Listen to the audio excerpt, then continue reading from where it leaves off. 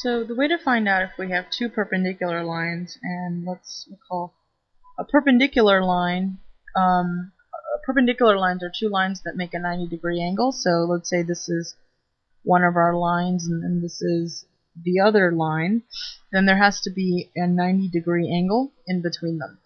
That's the definition. So as it turns out, there's also a way to find out whether lines are perpendicular algebraically, and that's by comparing the slopes. So if M1 and M2 are the slopes of two lines, neither of which is vertical, then the lines are perpendicular if and only if M1 times M2 is equal to -1. Or equivalently, if we solve for M1, it's equal to -1 over M2.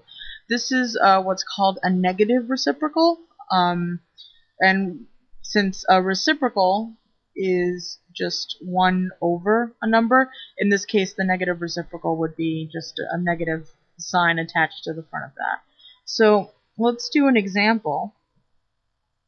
Say I've got two lines, one with the points 4, 2 and -2, 5, and the other with the points -4, 3 and -3, 5, and I want to find out if they're perpendicular.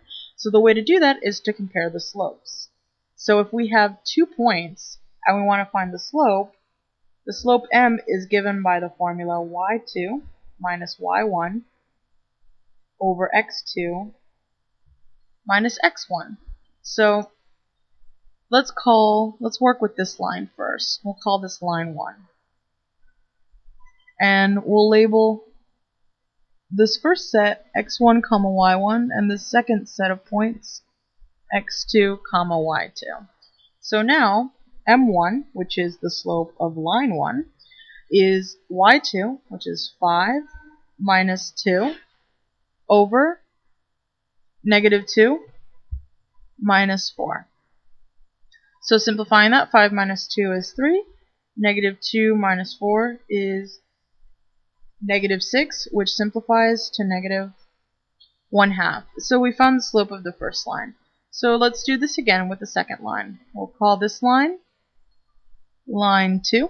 Oops, you get the point. So the first set of points is, we're going to call this x1, y1, and then the second set we're going to call x2, y2. So the slope m2 for line 2 is again y2 minus y1, so 5 minus 3, and then x2 minus x1, so -3 minus -4.